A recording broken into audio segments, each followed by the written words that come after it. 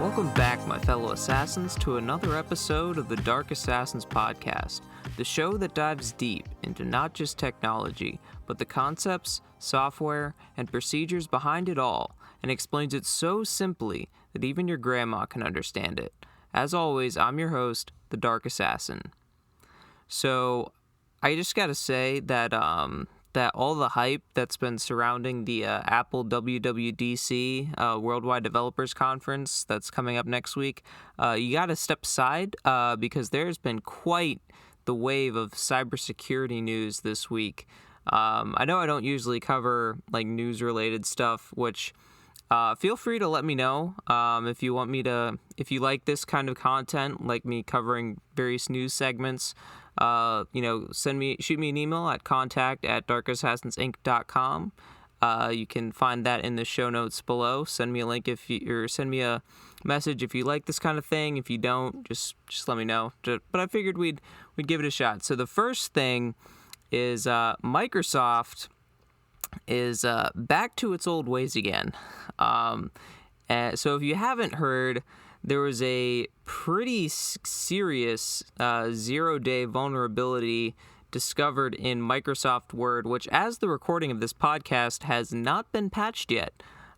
So RIP, because it affects pretty much anyone using Microsoft Word and anyone using Windows, unless you're like using a super old version of Microsoft Word or Windows, in which case you're vulnerable to a bunch of other various attacks.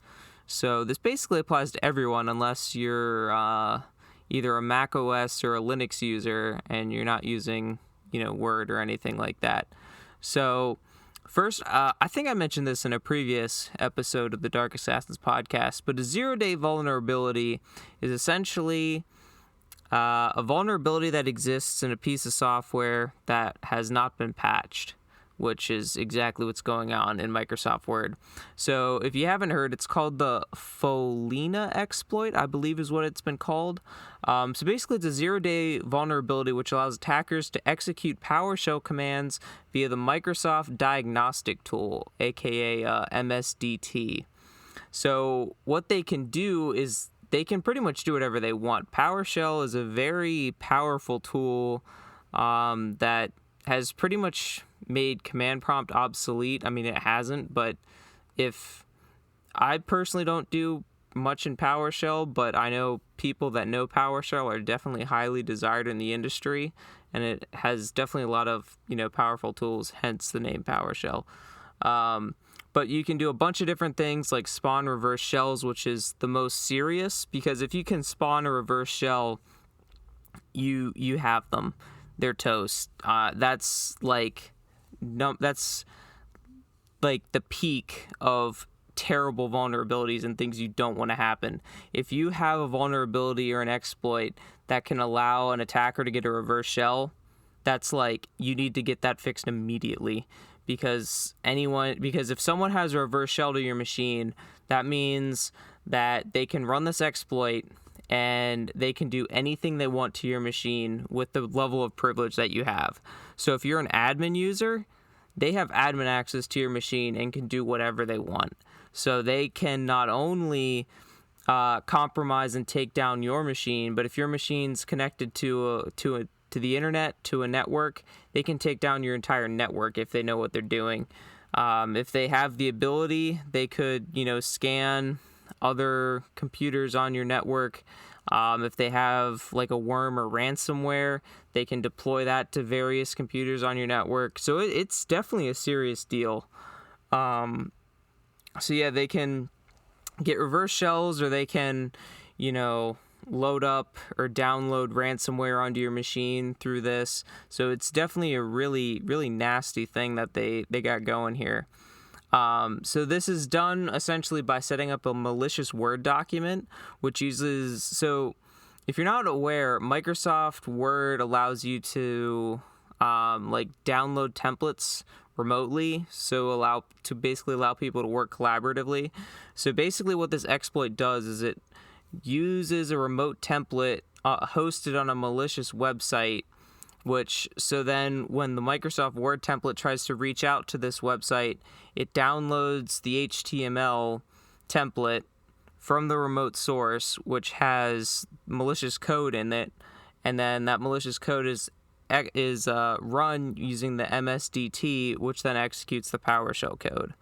Now, why in the world Microsoft allows, Word in the first place to be able to execute code like this, I'm not entirely sure, but, go ahead, Microsoft, you do you.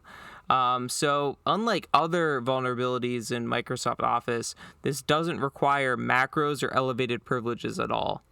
So in the past, when Microsoft Word or Excel has had vulnerabilities like this, it's usually been through macros. And that's because macros allow you to run scripts to basically automate different things throughout the Office suite. So it's kind of understandable how you could have a macro, since it's a script, that can, be malicious and do things that way. But this, you don't even have to have macros turned on or anything like that, or elevated privileges. It can get you regardless. Now, make this even more scary, if they make this into a .rtf, which is a rich text file, you don't even need to open the file for it to get you. You can just click on it and have it in the preview pane, not even open the file, just have it in the preview pane and it can get you, which big oof right there. So the actual legit attack is able to bypass Windows Defender and has been confirmed to be present in Office 2013, 2016, 2019, and 2021, as well as a few versions of the Microsoft Office 365 license. So basically, unless you're using a super old version of Word, you're pretty much toast. You're going to be affected by this. And it also works on Windows 7, Windows 8, Windows 8.1, Windows 10, and Windows 11. So, yeah, RIP. Any, version of Windows that's actually supported by Microsoft, you're toast. I mean, 7 isn't even supported by Microsoft, although I know still a lot of people, well, not a lot of people, but I know some people that are still using Windows 7. And I mean, anything older than Windows 7, Windows 7, I forget if it's either not supported anymore or you have to be paying Microsoft pretty big money and be a super specialized case to get any kind of support. But regardless, you're either no longer getting security updates, which in that case you're already vulnerable to other things, or you're going to be vulnerable to this. So it's pretty much a lose-lose situation. Also, it affects people using Windows Server 2008, 2012, 2016, 2019, and 2022. So yeah, pretty much everyone using Windows. But the thing that aggravates me about this is Microsoft was made aware of this vulnerability in April and did absolutely nothing. They were made aware of it in April and pretty much shrugged it off we can't replicate it. No big deal. Really? Come on, Microsoft. If someone comes to you with explaining to you that they found a vulnerability that allows you to execute code remotely and even get a reverse shell, you shouldn't just shrug that off. That's a big deal. And even now, I'm not sure how much of a hurry they are to fix this. And to go even more into this, there was a bachelor's thesis that was published all the way back in August of 2020, which documents how MSDT can be used to execute code via the same protocol that's being used right now in this exploit. So this isn't new. It's been around for a while. So yeah, I don't know what Microsoft is doing, but they posted some guidelines in a blog post on their site, which I have linked down in the show notes below that you can go take a look at. But it's basically on how to protect yourself from this vulnerability. And I get it. You want to, have some steps on how people can protect themselves, but they should be like, like getting everyone on this to like get a patch like pushed out to everyone with Microsoft Word, because this is a serious deal. But anyway, their guidelines on how to protect against this are to go into regedit and disable MSDT's URL protocol, which they have steps to do that on their website. So if you're not sure, in the blog post, so if you're not sure how to do that, you can follow the steps on there. Another option is to sign up for or basically auto-enroll, enable their cloud-delivered protection and automatic sample submission, which in English basically means that your computer is going to automatically send signatures of, all your files up to Microsoft so they can create a database. So you're basically giving Microsoft a butt ton of data. So it's kind of a data collection scheme on Microsoft's point. Although, in fairness to Microsoft, pretty much every kind of antivirus does this, which, I mean, if you're going to stay on top of the latest vulnerabilities and latest exploits that aren't, like, widely known, I mean, it makes sense on why you'd want to scan signatures like this so you can find weird or out of the ordinary behavior and put a stop to it before it's become, widely known and you can pinpoint the signature. So, like, I understand why they're doing it, but at the same time, like, that's part of it. But as we're going to get into later with the whole security aspect, like, it's kind of a facade, kind of not. Like, I understand why, but at the same time, you're just giving them a bunch of your data. But there's that. And then if you're like a paying customer and pay them money, you can add a rule to prevent Office from spawning additional processes. And it also can block select signatures that this vulnerability uses. Which actually, it actually does a pretty good job. I don't know if they've like updated it because so many people have gotten the signatures or what, but I've personally, because it's me personally, I've done some experimenting with this malware because of course, but this isn't like the actual real deal stuff. I've been just using stuff that security analysts, some security analysts have written some Python scripts that can like auto-generate these malicious Word documents, and that will basically host like the quote-unquote remote web server, so that you can copy the Word document that it generates over to a Windows machine, and then you can click on it, and then you can see the exploit. So I've played around with it a little bit. And I've managed to get a reverse shell into the Windows machine. I've managed to modify files. I managed to send pop-up messages to the Windows machine informing it that it was compromised. It was a lot of fun getting to play around with it in my testing environment.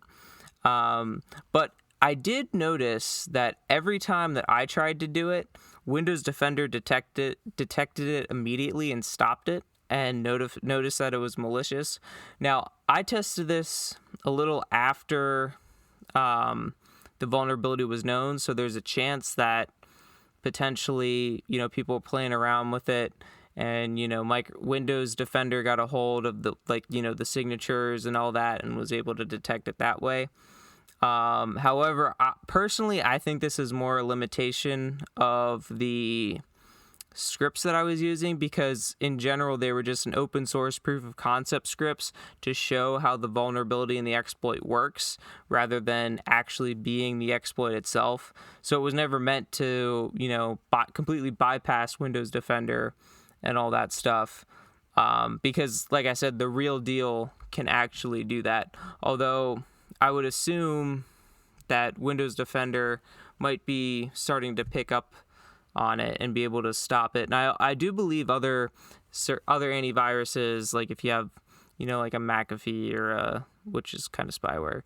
But I mean, all antivirus is kind of spyware because, as I mentioned before, they're always scanning signatures of your documents and uploading them, and they're also resource hogs and all this stuff.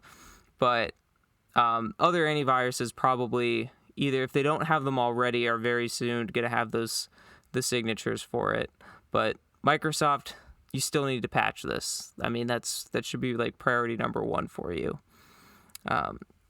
So the next piece of cybersecurity news that came out this week, which I need to preface this by make sure you have your salt ready, because take this with a grain of salt, because this deals with some politics stuff, which I'm not getting into, but because it deals with politics, I've only seen articles saying it did happen and it didn't happen from political sources. I haven't seen anything from any, nonpartisan, cybersecurity type websites like confirming it did or didn't happen. So take all this with a grain of salt. But the Daily Wire, which if you're unfamiliar with the Daily Wire, they're a conservative news organization. They were hit with a DDoS attack. So first, I guess I'll preface with what is a DDoS attack. So a DDoS or a DDoS, which is a distributed denial of service attack. And basically what it is a network of bots flood a server with traffic, slowing it down to the point where it can't handle any more like real traffic. So picture if you were on Amazon trying to browse for, whatever you're buying on Amazon, and all of a sudden the site got really, really slow, and it eventually got to the point where the page just wasn't loading. That's basically what users would see during a distributed denial of service attack. So there's a couple ways that you can prevent distributed denial of service attacks. One of them is the idea of load balancing, which if you're not familiar with what load balancing is, imagine you have multiple servers. You can even have them in multiple locations, but imagine you have multiple servers all running the same site or application. So if we're going back to Amazon does this. They have multiple servers, many, many, many servers, all running their Amazon.com website. And then when you type in Amazon.com and go there, it goes to one of these load balancers, which then sends you off to one of the servers. So not one server is getting all the traffic. So this way it helps, even out the load balance the traffic coming in.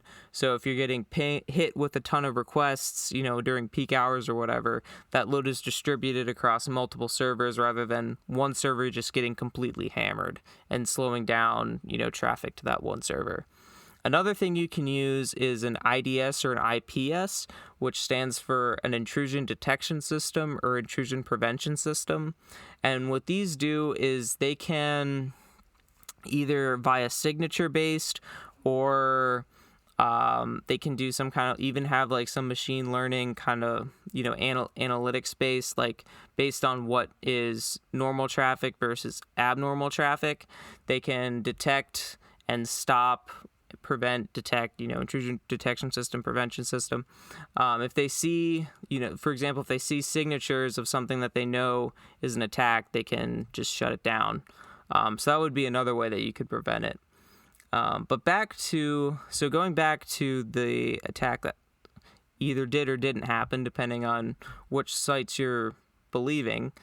Supposedly, in the past week, one of their personalities released a documentary that they made, and according to the co-CEO, they said, quote, "We have confirmed that @Real Daily Wire experienced a significant sustained DDoS attack tonight, and 1 million requests per minute at the peak flooded our system and created challenges for many viewers," which is basically, the definition of a distributed denial of service attack, where you just get completely flooded with a ton of requests and, slows down the connections for actual clients. So like I said, take this with a grain of salt, because I couldn't find a single nonpartisan site that was covering this, so believe what you will. On the other hand, the people that, don't agree with the Daily Wire didn't say that the attack didn't happen or is not possible, but they casted doubt on the Daily Wire's claims, basically suggesting that it was a stunt to attract attention, to get, more traffic to their site and watch the documentary. Although they called it a digital denial of service attack on their website in their article, which, I mean, to their credit, a digital denial of service attack didn't happen because that's not a real thing. Which, the thing that kind of boggles my mind about this is they cite the Daily Wire's article about the attack happening, and on the Daily Wire's site, they specifically call out distributed denial of service attack, like they actually spell it out. Yet, in their article, the Daily Dot article, they call it digital denial of service attack. So either they didn't read the Daily Wire article or they just have absolutely no clue what they're talking about. And like, I'm sorry, but like your credibility is kind of gone at that point. Like, you could have just kept it at DDoS, like DDoS, and like, people, it would have been fine. But like, you specifically had to name it out to try to appear smart, and you butchered it. Like, come on. But on a serious note, like, yeah, like, come on. Like, regardless if it's true or not, I just thought it would be, since we're kind of talking about security stuff today, I thought it'd be a, cool thing to kind of introduce and talk about, distributed denial of service attacks. So I did kind of briefly touch on with antivirus stuff about various security principles and that kind of thing. So talking about, this facade of security, which I kind of think in today's world, a lot of companies try to use this idea of security in order to make you feel better about giving up all your data to them. So the idea of basically keeping you safe at the cost of your privacy. Now, in fairness to companies, I mean, the government's been doing this for years, pretty much since the Patriot Act was, it wasn't the start of it, but, definitely, a big leap for them to allow them to surveil various things. So Fed boys be watching you, that's for sure. So when most companies talk about wanting to keep you safe and secure, you basically have to think, what is it costing you? How are they going to do that? And I mean, it's usually your personal info, which, if you think about it, it does make sense. Because if someone were to come up to me and point to someone doing something, say they were, writing on the ground with chalk. Say that's what this random person was doing. They're writing on the ground with chalk. Some other random person comes up to me and asks me, "Hey, is that person writing on the ground with chalk? Are they acting normally or not?" I mean, I don't know. I don't know who this person is, so beats me. Now, if that was one of my friend or family members doing that, then I could tell you immediately if it was normal or not, because I know a lot about them. I have their personal information. I know their routines. I know, their personalities, this kind of thing. So this is why, if you think about like credit cards being able to, alert you if, they find suspicious activity or whatever, it's because they're able to track your purchases, when you purchase things, what you purchase, that kind of thing. So if some random purchase for $700 at some weird Chinese website at 4 a.m. happens on your account, probably wasn't you. I mean, now, I don't know, maybe you're casually browsing the AliExpress and the Alibaba at like 4 a.m. and making purchases. I mean, if that's you, I mean, that's cool, man. That's cool. But although, in fairness, if you are usually doing that, then your credit card company isn't going to flag you for suspicious activity now, are they? So, but in general, for most people, I think that they would get flagged. But yeah, this is essentially how credit card companies, social media companies, tech companies, online retailers, etc., are able to keep you safe from quote unquote suspicious activity on your account, because they have so much data on you that they're able to tell, what is normal activity versus what is not normal activity. Which, if you ever try to log into one of your personal accounts from your friend's house or something, or that you've never been to before, you might get that pop-up like, verify your identity. If you have like two-factor authentication, they'll, ask you to open up your authenticator app or send you an SMS text message or whatever, which, by the way, this is kind of a side note. If you have the option for two-factor authentication to use an app like either Duo or like Okta, or I think Google has one, use that. Don't use SMS, because SMS isn't secure. I mean, it's better than nothing, but if you have the option to use an actual like two-factor authentication app, I would highly recommend that, since it's a lot more secure. But anyway, back on topic. So if you ever go to like some place you've never been before and try to log into one of your personal accounts, this is generally why you'll get that pop-up like asking to authenticate yourself, because it's suspicious activity on your account, because obviously you're in a place that you haven't been before, and they would just want to make sure it's you.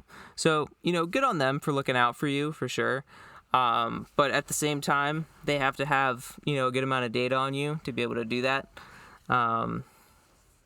So another thing when it comes to security at the cost of your privacy is this thing called Code 42. So I was recently made aware of Code 42 quite recently, and basically it's this program that is able to recognize patterns and behaviors to suggest potential for users moving sensitive company data off their machine onto like a USB or offline storage or what have you. So basically this software is always running in the background. So RIP your battery life, which, now that I think of it, I don't think I've had a single work laptop that has had good battery life. Which makes sense because of how much security software that they have on those machines. Like, they'll have antivirus, and they'll have, these things like Code 42, and just a ton of things just constantly running in the background that just completely kills your battery life. Like, my gosh. So basically what this does is it monitors like your files and stuff to see like if you rename something to try to make it seem like a family photo or something like that. So if you try to offload a bunch of company data, it can like, flag that and send it up the chain essentially and get you canned, which is definitely a great security measure for companies, and I understand completely why they do it, to prevent, insider threats and all that, which for the company, it's great. So you get security for the company over at the cost of privacy for the individual employees. So this Code 42, if you haven't picked up already, is basically glorified spyware. That's literally all it is. It's spyware that allows companies to basically spy on you to make sure that you're staying in line and not taking things off your computer, which you shouldn't. Now, why use this over just completely blocking all like ways of getting data off the computer? I don't know. I mean, they both have their pros and cons. I have had work laptops in the past where you haven't been able to you could use USBs, but you couldn't write to them. You could only read from them, except at the one job I had, I actually found an exploit for this, which if you're in a similar boat and you're listening to this, maybe it'll work on your laptop too. I don't know. If you even have the ability to do this. So basically what I did was my work laptop didn't allow me to write to USB drives. I could read from them, but I couldn't write to them. Now, fortunately, it was a nice company, and I actually had admin access on my laptop, so I could actually install programs, which was super convenient because I could actually get work done, and I didn't have to wait weeks or months for IT to install something on my computer. So because I was able to do that, actually for legitimate purposes, I did have, VirtualBox installed and had some VMs on there for, actual work stuff I was working on. But what I found was if I passed the USB drive through to the VM, I could read and write from it. So I was like, okay, this is cool. But it goes deeper than that, because on virtual machines, you can share folders between the host machine and the virtual machine. So basically, on my work laptop, I could have, a folder specifically that I was working on or that I wanted to access in the virtual machine. So what I could do is I could set up the virtual machine to have a shared folder on my laptop, on my work laptop, with the data that I wanted to write to my flash drive, mount the flash drive on the virtual machine, and then copy the data from that shared folder, which is the data on the work laptop that I wasn't able to, put on the flash drive. But since it's going through the virtual machine, I could write it onto my flash drive. So I was able to write stuff onto my flash drive, even though USBs were blocked on my work laptop. Exploits.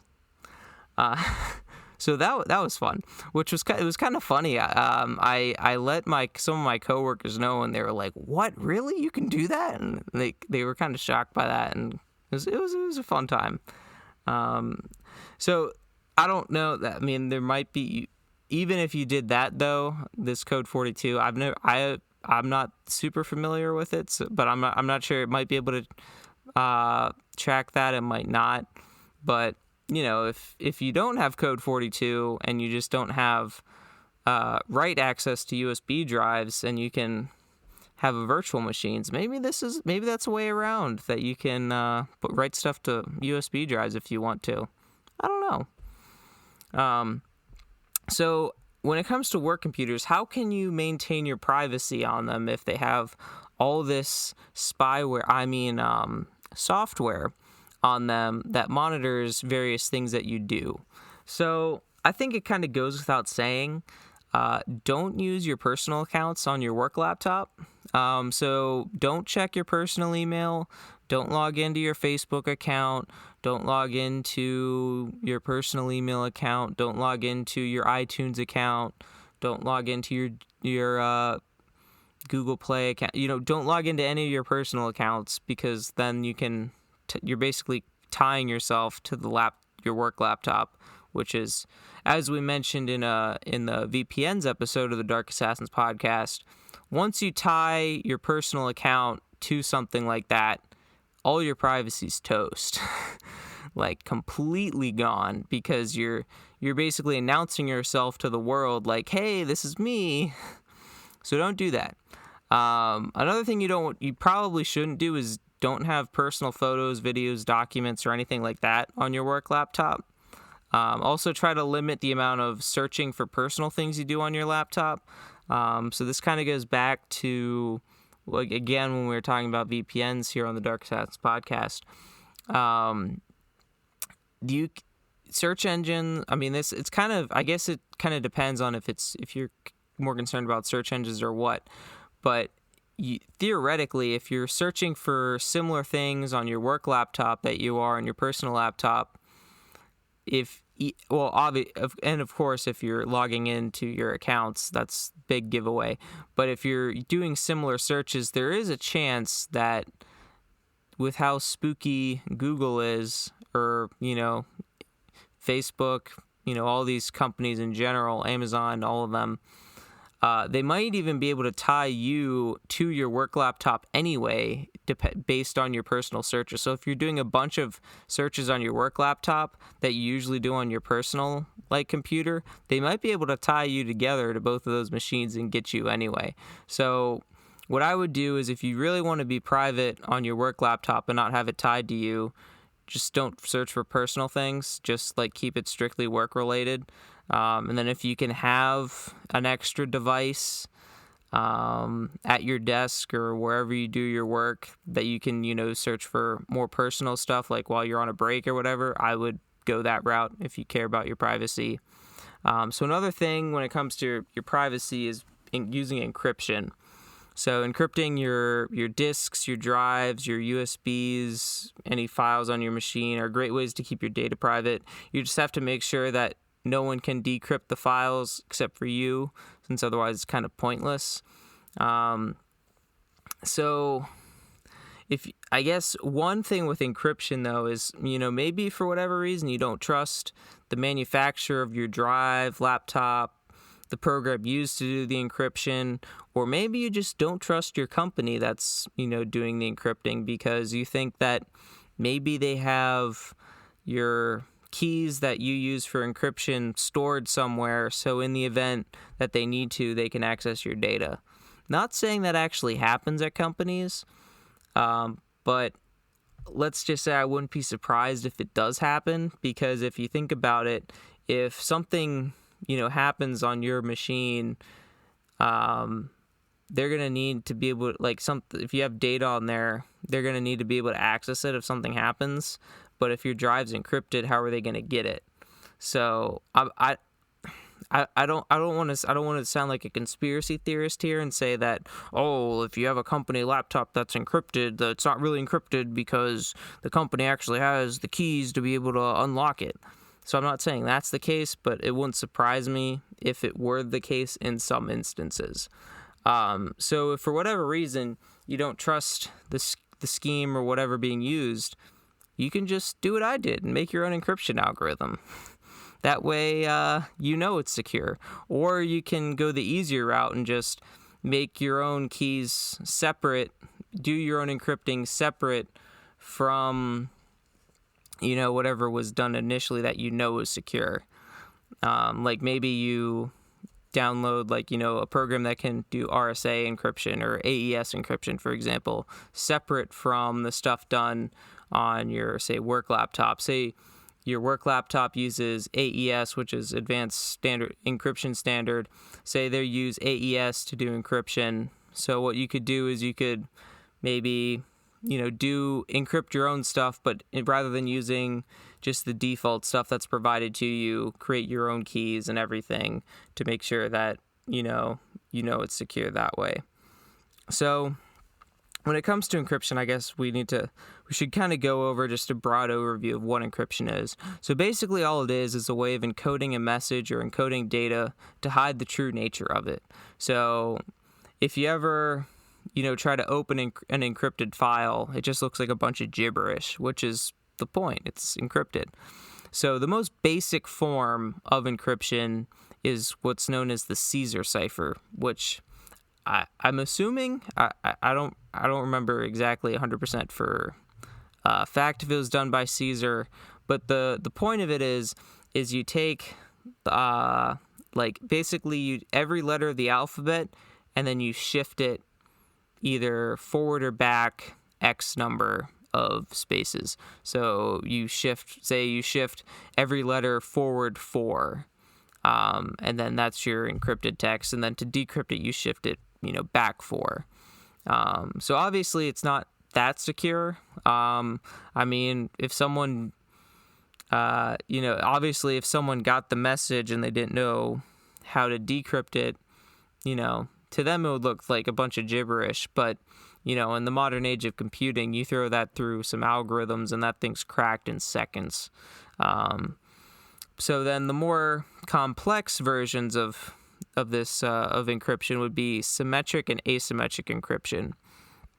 So the difference is symmetric encryption uses the same cryptographic key for encrypting and decrypting, which is, as I mentioned, AES. That's what that is. That's a symmetric key encryption. So the same key that you use to encrypt your files, you use to decrypt your files. And then there's also the other scheme, symmetric encryption.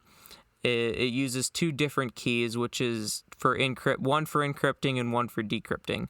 This is also known as public key encryption, and the most common for that is RSA encryption. So basically how this works is you give your public key to everyone and you keep your private key private. So if you want to encrypt something, you use your private key to encrypt it, and then you send it across to... So usually if you're like with two people trying to encrypt data back and forth, what you'll do is like you'll encrypt it with their public key and then encrypt it with your private key. So then when they receive the message, they can see it was encrypted with your private key, so they know it's from you. And then they can decrypt it with your public key that they have, and then they can also decrypt it with their private key that they have and get the message back. So one thing that's kind of interesting is there is an algorithm that exists, I forget the name of it, that works on quantum computers that has been proven to make public key encryption like RSA completely obsolete. Fortunately, it hasn't actually been implemented yet because it hasn't been implemented successfully since quantum computing isn't there yet, essentially. So you don't have to worry about it yet, but just so you know, once quantum computing becomes more mainstream, RSA is going the way of the dinosaurs. So most of these encryption schemes work through other methods like electronic codebook, which isn't really that widely used because it's honestly not the best, and also cipher blockchaining. So electronic codebook basically takes... So how these work is you have your cryptographic key, which is a set length, say it's 64 bytes long. So then if your key is 64 bytes, you would split your data or your text or whatever you're encrypting into 64 bytes. So that's what we would call a block. So then what you do is, so you take the first block of the plain text, and then you take your key, and then you XOR them together, and you get a result. Then you go to the second block of plain text, XOR it with the key, you get your result, and then you just do that for every block of plain text. So the reason why this could be kind of an issue is, well, I guess the one benefit is if you mess up somewhere in the encryption, when you decrypt it, you only have one block that's messed up rather than the entire message just being garbage. But one problem with it is because you're only encrypting with the key and you're not kind of doing other funkiness, you can also run into issues that way too. But the other one is cipher blockchaining.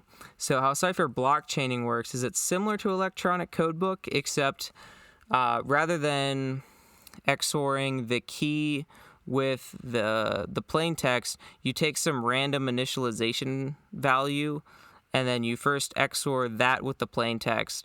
Then you XOR that with the key, get a cipher text block, and then you take that cipher text block and you XOR it with the next block of plain text, then you XOR with the key, and you do that down the line. So basically all XOR is you take two numbers and compare them at the bit level, which is essentially you take them and compare their ones and zeros, convert them to binary, which is just ones and zeros, and compare the ones and zeros together. So if you have two zeros, you get a 0. If you have two ones, you also get a 0. And if you have 1, 1, and a 0, you get a 1. So that's basically how it goes, comparing the ones and zeros and XORing them together.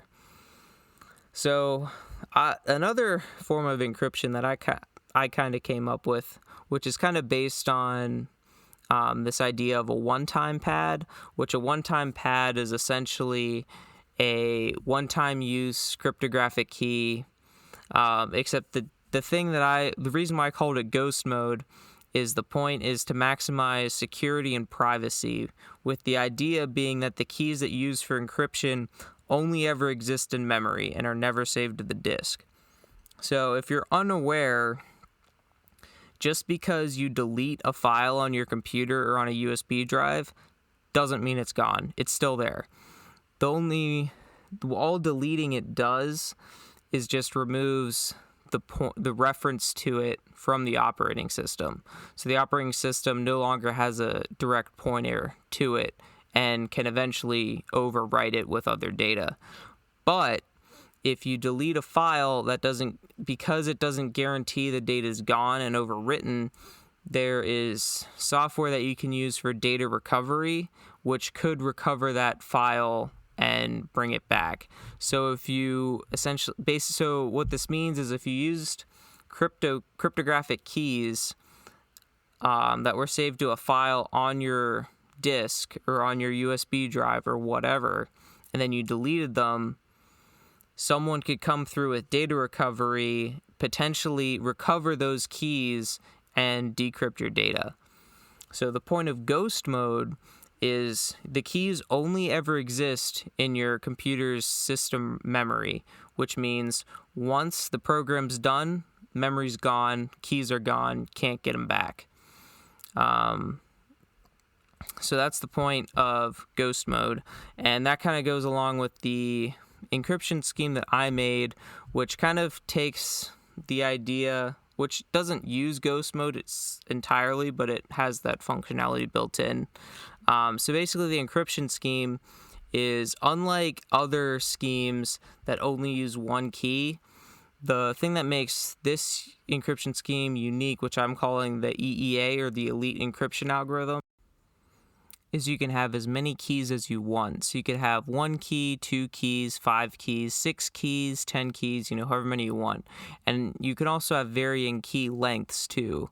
So, and the thing that's great is the encryption algorithm works regardless of if you used really long keys or if you used really short keys.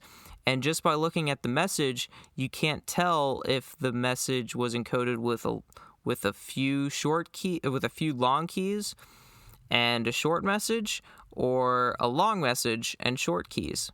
You don't know. And you don't know how many keys were used. So I think it's pretty great encryption scheme. I'm not sure if it's quantum resistant or anything like that, but I think anyone would have a really tough time trying to crack it, mainly because of how much variability is built into it. Now, obviously, by default, I have it set to 3 keys, mainly because, just using one with a short key length is not as secure. But the key lengths are basically decided by the SHA-256 hashing algorithm. So basically how that works is if you want a key length of 256 bits, it will generate a random number and run it through the SHA-256 hash. If you want a length of 512 bits, it'll again generate a random number and run it through the SHA-512 hash.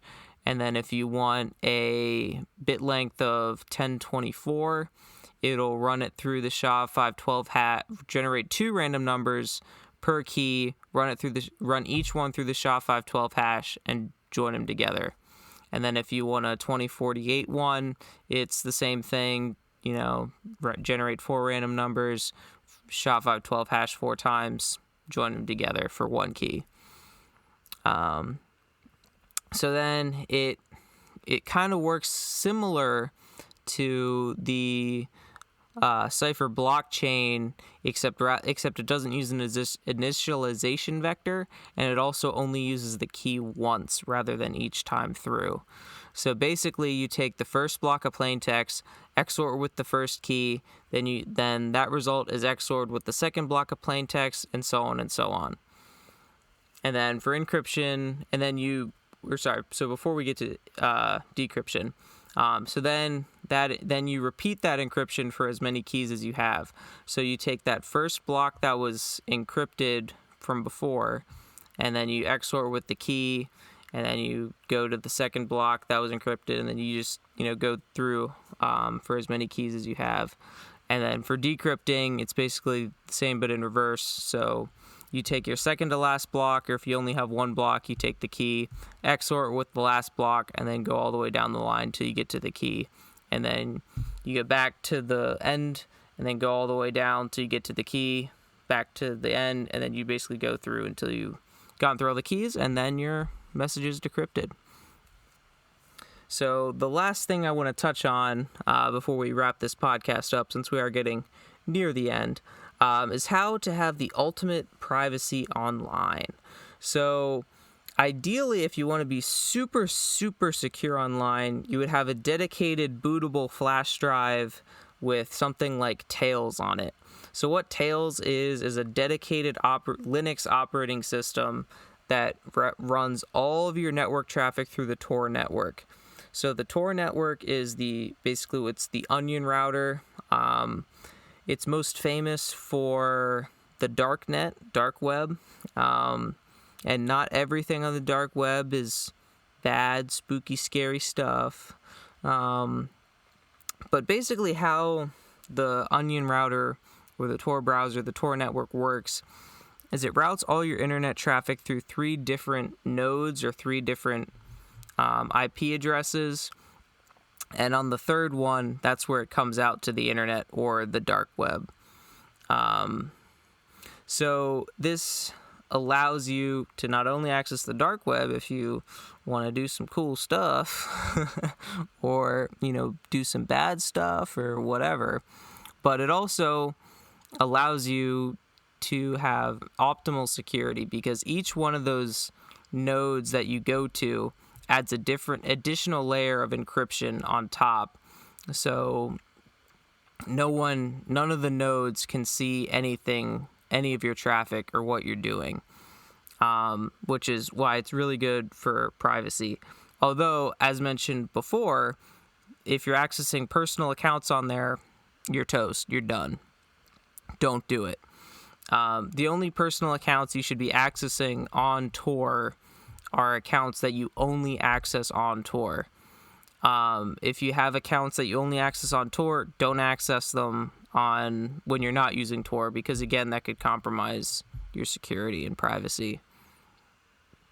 So, yeah, if you don't have access to Tails or anything like that, you can download the Tor browser on your laptop. It's available on Windows, Mac OS, Linux. You can also get versions of it for iOS and Android too. So yeah, if you want to stay super secure, make sure you get onto the Tor browser. So stay safe out there, my fellow assassins. And until next time, if you enjoyed this episode, I'd ask that you please leave a rating and review and subscribe to the Dark Assassins podcast if you haven't done so already. Also, be sure to share with a friend or family member that you think would get a value out of this episode. And if you have any questions, feel free to leave a rating and review with your question there, or send me an email at contact@darkassassinsinc.com, or you can click the link down in the show notes below. And that's going to do it for me in this episode of the Dark Assassins podcast. Until next time, my fellow assassins, remember, bool nothing equals true. If action not equal to null, return true. I'll see you next time on the Dark Assassins podcast.